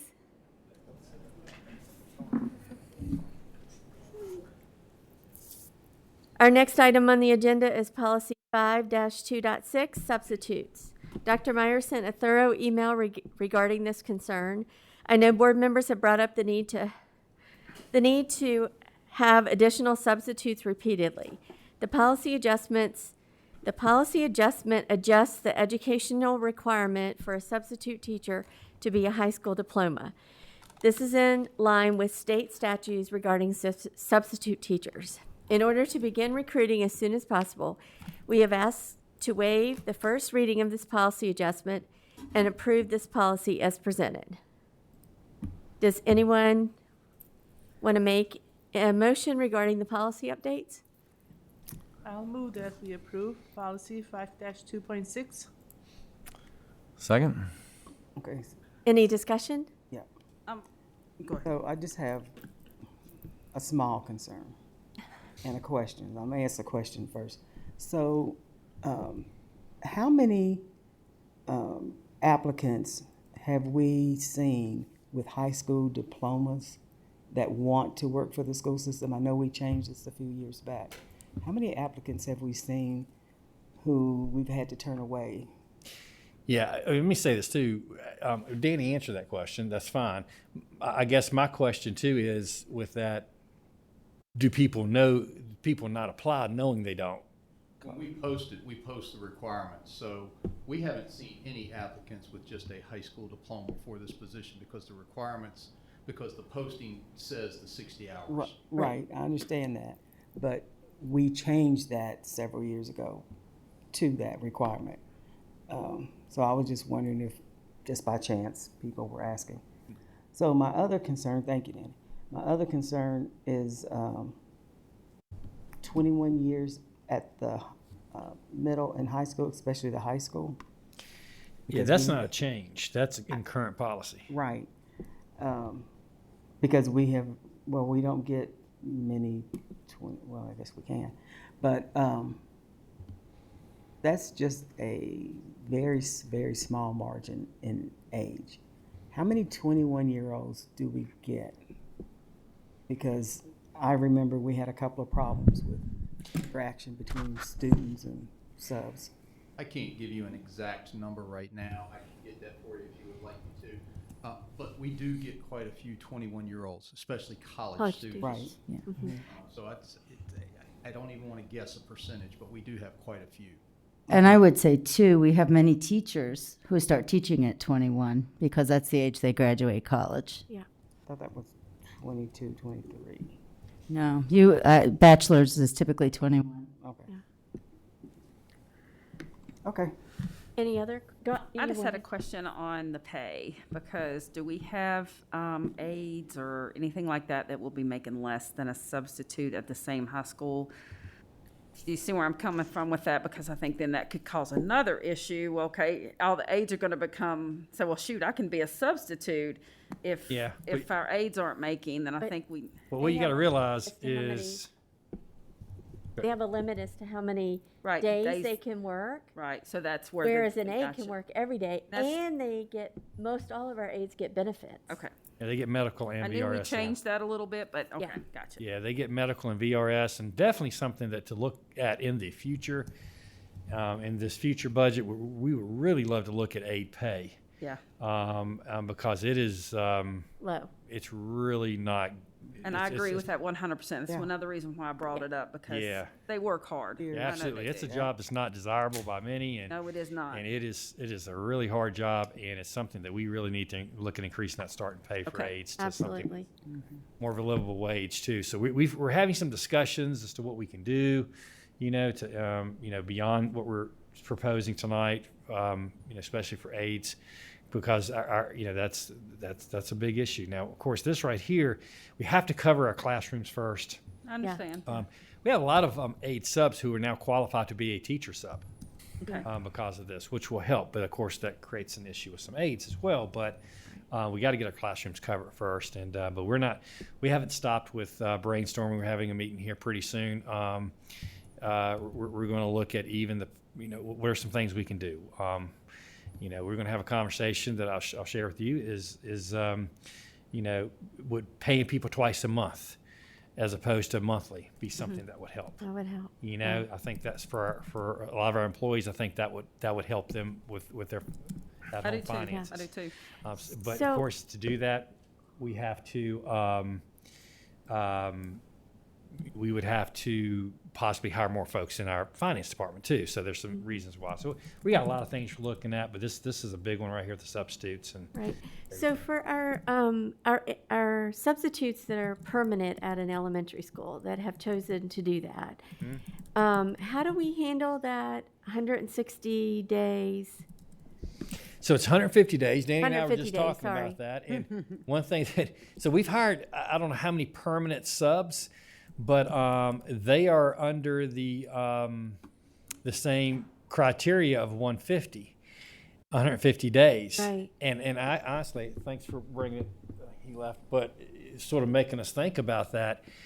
All we'd have to do is add benefits to those individuals. Who are those permanent subs? At every elementary school. Well, they're in Strands.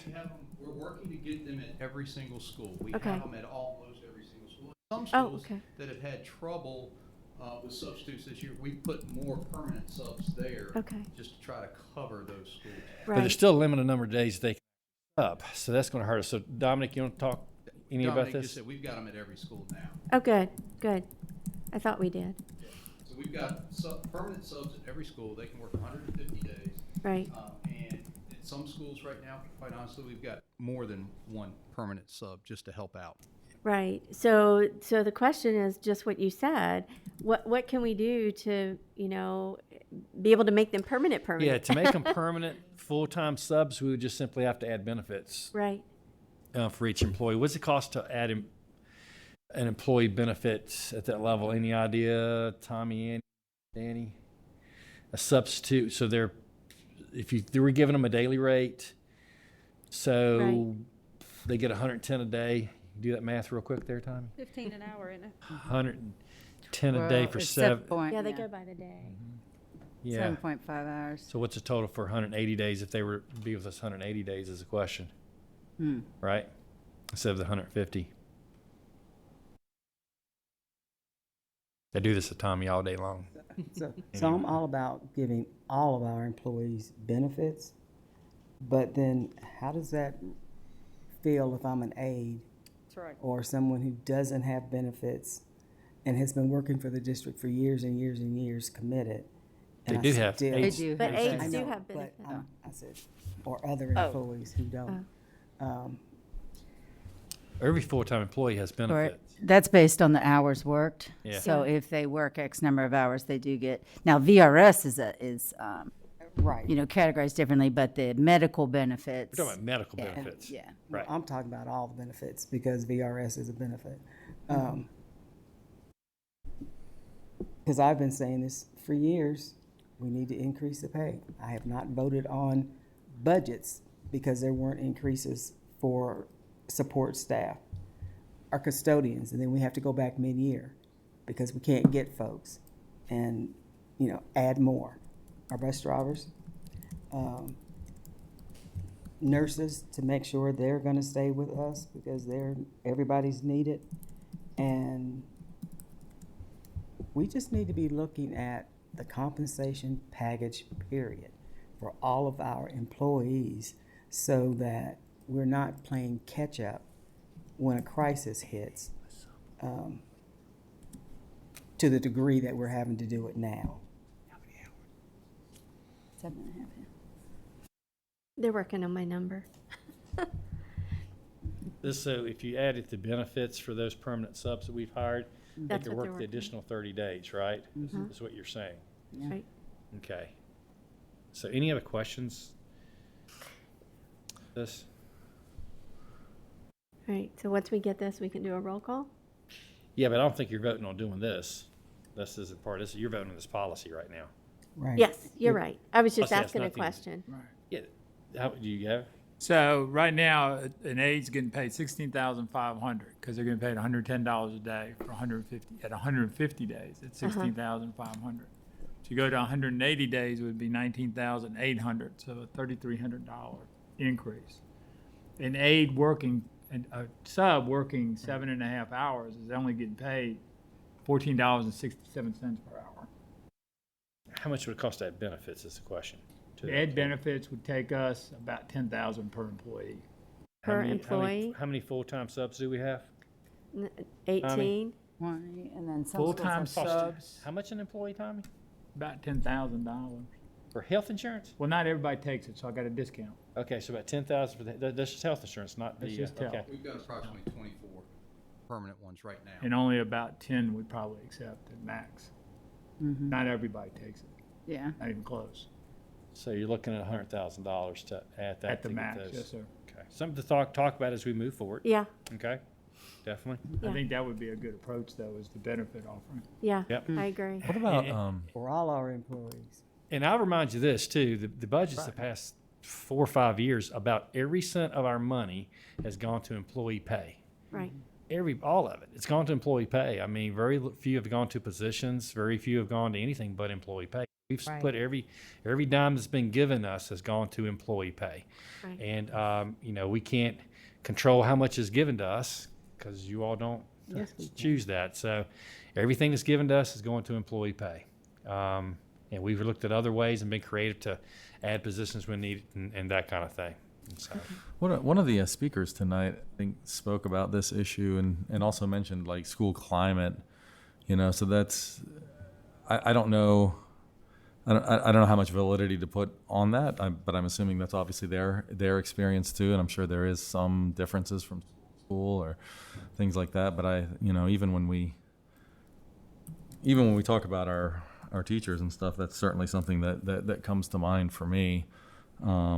So I think that's another area that we can look at. We've talked about even in adding positions that helps make people's lives easier, right? And that kind of helps your morale, helps your day to day and things like that. So looking for ways that we can make the work climate better for people maybe is another area that we could look at. I think some of these positions that the schools have chosen to add, especially at the secondary level with additional administrative help, will help with the school climate because it's something that they definitely need. And administrators, that's a lot of what their job is, to promote a positive climate and to make sure things are running smoothly and teachers have a place where they can teach and kids can learn, a classroom that's conducive to that. So I hope so. But yeah, you're right. Continue to talk about that.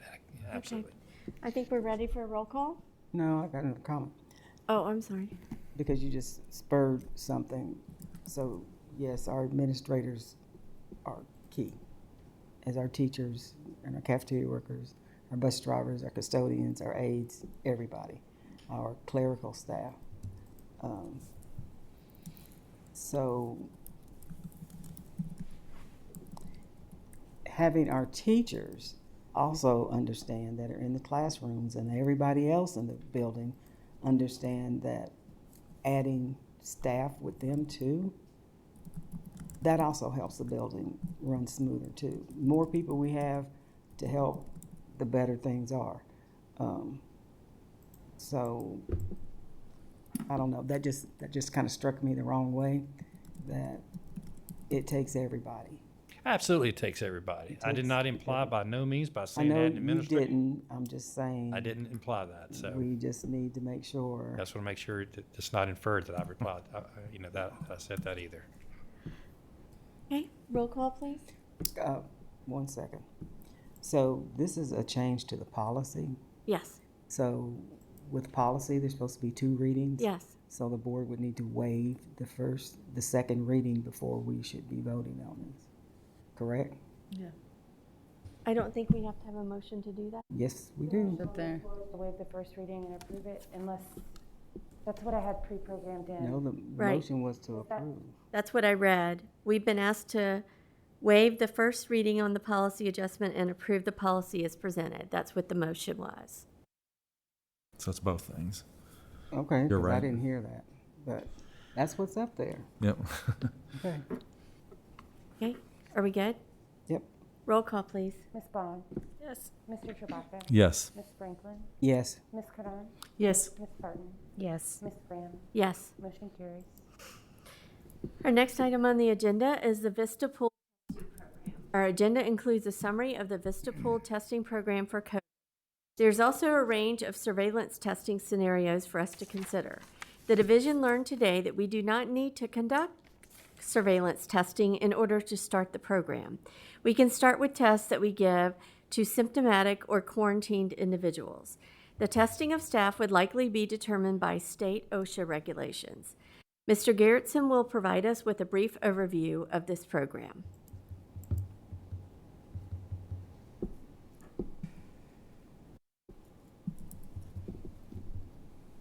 Thank you, ma'am. Members of the board, Dr. Meyer, of course, guests, I will provide an overview, and additionally, we do have new information, even newer than the latest information from this morning. Please forgive my notes. VISTA stands for Virginia School Screening Testing, Virginia School Screening Testing for Assurance. It's a cooperative project between the Virginia Department of Health and the Virginia Department of Education. As we shared with you at our last board meeting, we did have a scheduled meeting with the contact at the Virginia Department of Health, Ms. Jerry Adler, the following Thursday, September 9th, where we had already expressed some interest in the program.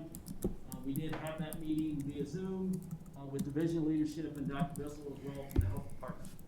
The program itself, using their own definition or their own claim, they say the purpose of the program is to provide testing vendors, supplies, and staffing to support an end-to-end COVID-19 testing experience with the goal of maximizing resources available to schools to navigate full in-person instruction while minimizing added responsibilities to existing school staff.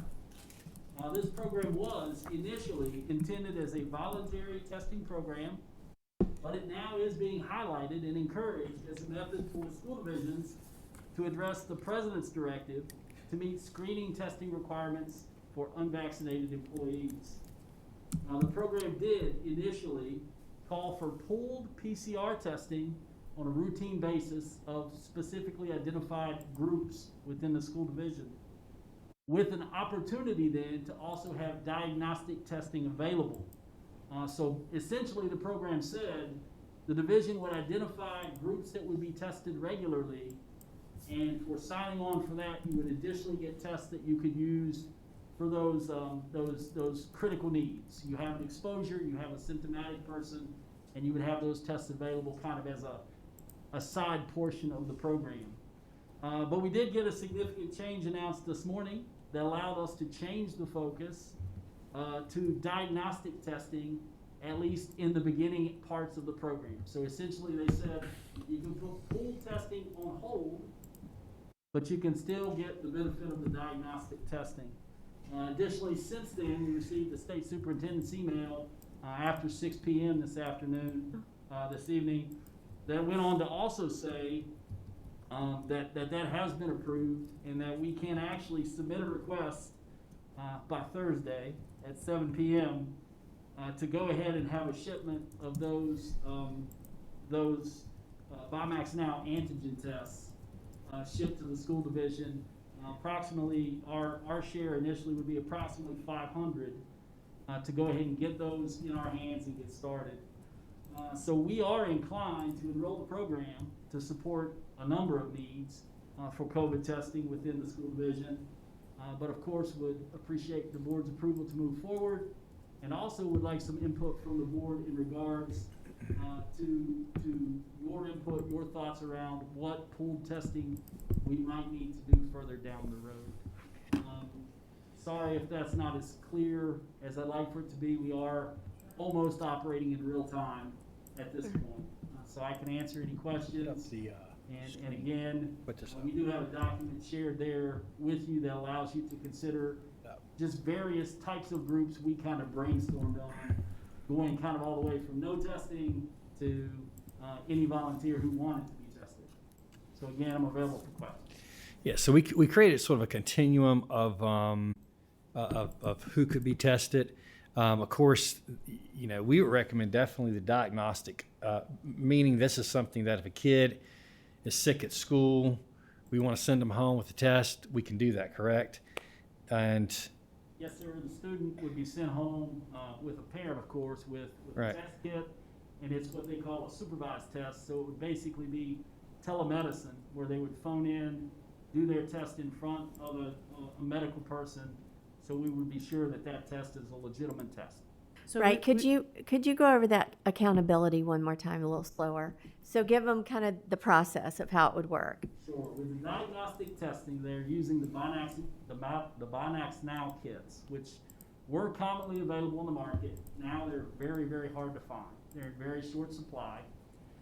There's also been some concern expressed about these at-home kits, that if I don't necessarily want to test positive, I just don't follow the test directions the way they're explained and get a negative test result and submit that and say, hey, look, I'm negative.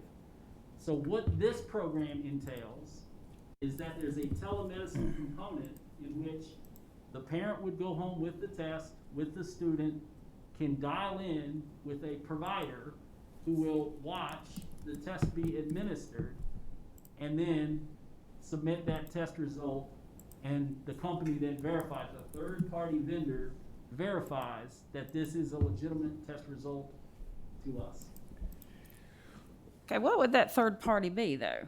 Third party right now is a company called eMed, and that's coordinated through Virginia Department of Health and VDOE. Yeah. So that's something done like on Zoom or over the phone? Yeah. Okay, gotcha. Mhm. Because Yes, ma'am. it's It's not so easy to telemed. get in MedExpress or anywhere like that nowadays.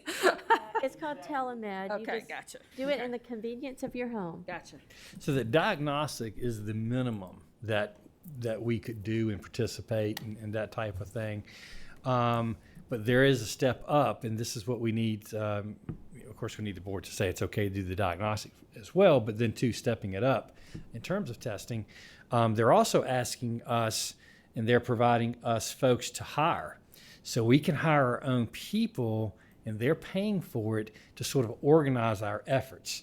Then they're going to contract out to actually do the testing. So we don't actually do the testing, but they'll take care of that at any level. They've promised us the moon basically on this, so they can test at any level that you all choose to go to.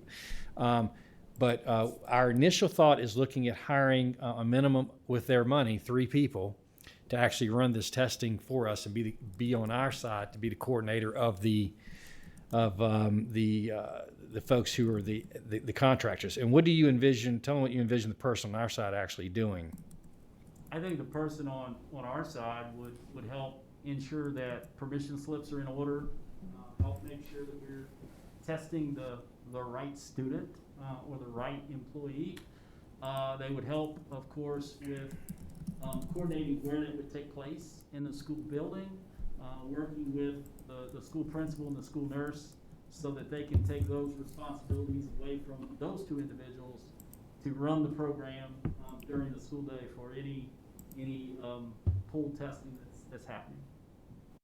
So the next step is, so we're moving forward with that piece, letting them know, that we do want to do that. Is then how far into pool testing do you all want to go? And we've given sort of this continuum of possibilities. Some of it was based on our phone call with Vista, and that's why we sort of broke it out with pre-K 2 and then pre-K 6, because that's who does not have the vaccine available to them.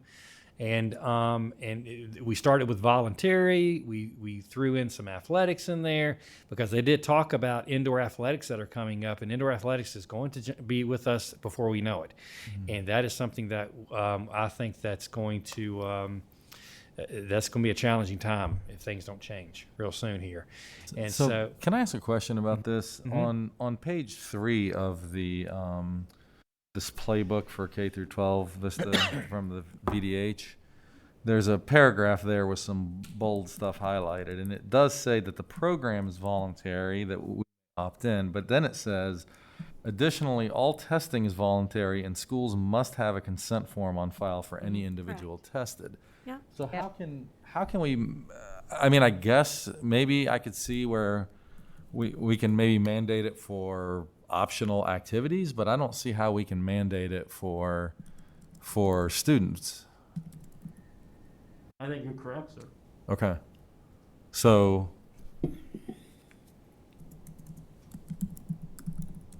those last 4 lines on there are invalid? what do you think? Yeah, I don't think we can mandate it. Can't There's been mandate. some conversation Okay. around that. I think, and again, I do not mean to pass the buck, but I think, you know, if you were gonna go in that direction, that probably also merits a conversation with Mr. King. Yeah. But there have been some, as part of our conversation, as Dr. Meyer said on the 9th,